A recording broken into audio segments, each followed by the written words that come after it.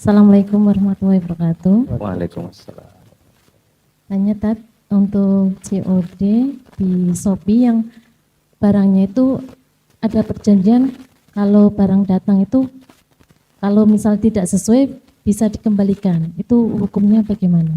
Terima kasih. Assalamualaikum warahmatullahi wabarakatuh. Waalaikumsalam. Ya, begini. COD cek dulu itu hanya sekedar modifikasi dari COD yang sebelumnya tidak cek dulu.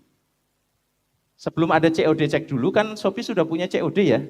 Cuma sebelum itu tidak ada embel-embel cek dulu, hanya sekedar COD. COD cek dulu itu hanya sekedar modifikasi, yakni untuk silahkan lihat barangnya, kalau kemudian nggak cocok, silahkan batalkan. Perhatikan kalimatnya, silahkan batalkan. Betul, kalimat yang saya kutip ya. Pembatalan, apa sih arti pembatalan? Sudah terjadi akotnya. Namanya juga dibatalkan.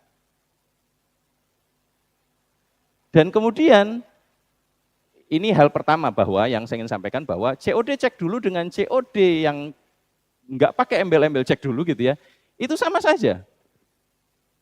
Sama saja.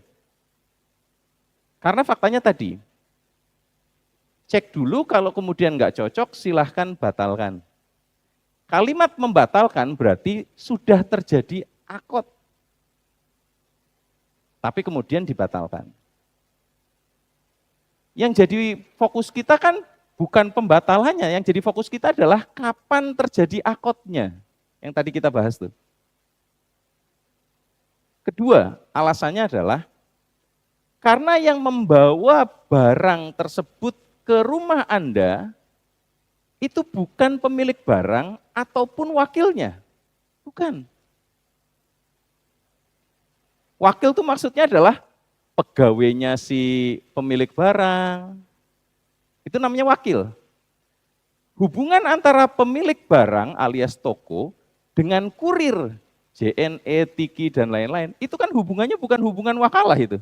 Itu hubungan profesional jual beli jasa, ijarah. Yang datang ke panjenengan mengantar barang, itu bukan pemilik barang.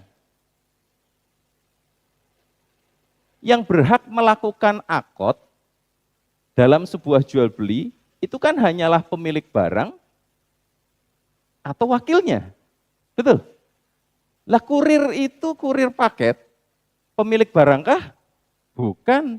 Wakilnya pemilik barangkah? Bukan. Sehingga menunjukkan bahwa, sekali lagi menegaskan bahwa Anda di Shopee saat memilih pembayaran dengan COD, Anda sebenarnya sudah akad jual beli, ijab kabul saat di Shopee-nya.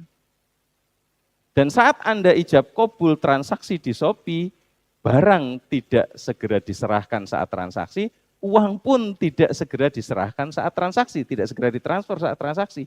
Ini menunjukkan sebagaimana yang Rasul larang, bai'ul kali bil kali. Tertunda dengan tertunda, barangnya tertunda, uangnya tertunda. Atau dalam bahasa lain, utang dengan utang.